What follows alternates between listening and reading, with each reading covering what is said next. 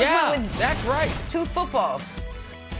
Time for the Bud List. Broussard's list of athletes under the most duress this week. Brew, I know you were mulling putting Luka on that list. He was held to a postseason low 20 as the Mavs lost Game 1 last night, but you spared him from the list. Tell us, who is under the most duress in the world of sports?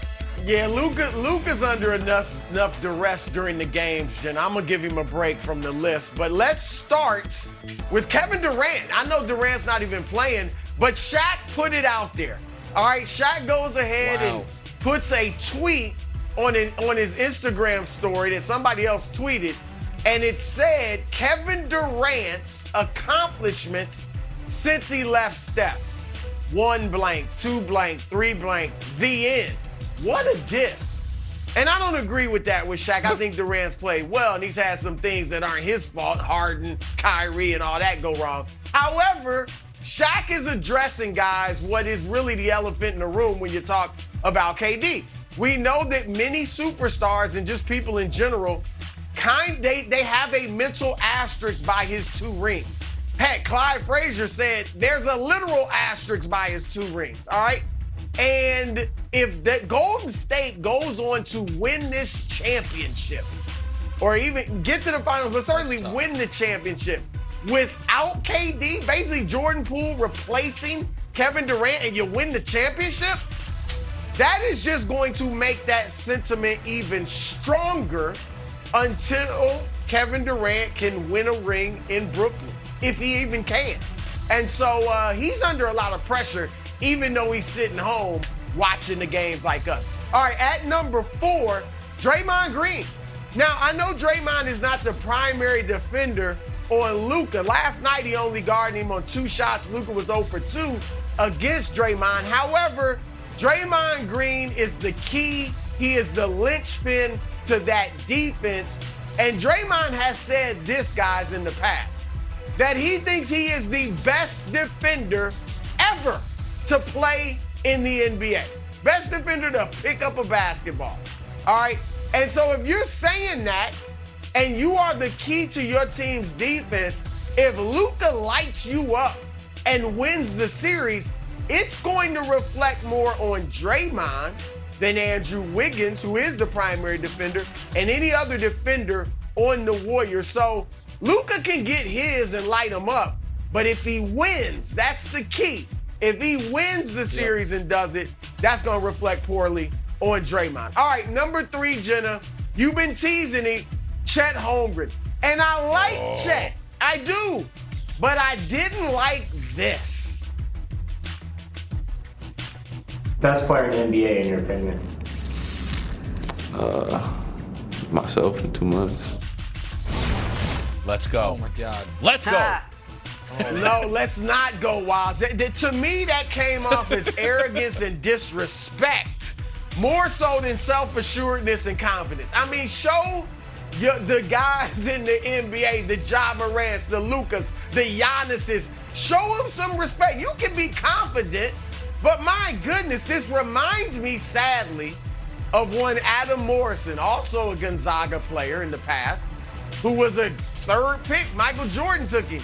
And he said in a commercial for EA Sports, I believe, that there's going to be a lot of people crying when I get to the NBA. Like, he's going to be taking dudes' lunch money wiles, as you said, breaking ankles, taking names, the whole 9. There was a lot of people crying, all right, and every single one of them was in Charlotte. Starting with Michael Jordan. That's where the crying meme came from. That's Jordan, right. that's what he was That's crying right. about. All right? And so, just look, I like Chet. I want you to believe in yourself, but show respect where it's due to these ballers in the NBA. All right, at number 2, we are sticking with the association, sticking with the Warriors, in fact, Steph Curry. Now, you might say, well, Steph Curry. Yeah, Steph Curry. I know his legacy is written and his legacy is, well, it's set. He can go higher, but it's set where it is. But if he loses to Luka, a young 23-year-old who's coming for him in this series, I think it could reflect poorly on Steph.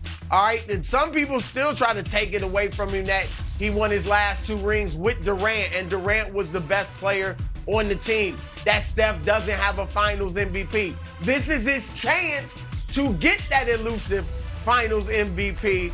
And so I do think there's pressure on Steph. He's got two other stars with him, right? At least Clay, Draymond, Poole's playing well. Wiggins is now, Nick respects Wiggins. And Luka's by himself as far as star power. So Steph's got to take this one home. All right, at number 1, my man, Jason Tatum. And I believe in him. You know it's about motivation, guys. But he even said it himself that this one's on me. After game 1, that loss was on him. He just entered club superstar. All right, you can't. Nick boots people out left and right. I mean, Chris Paul's about to get kicked out. Anthony Davis got kicked out last week. He's looking for a reason to kick somebody out. No. So, Jason, you got to show up tonight. I think you will. And that's why he's number 1 on the Bud list, Nick.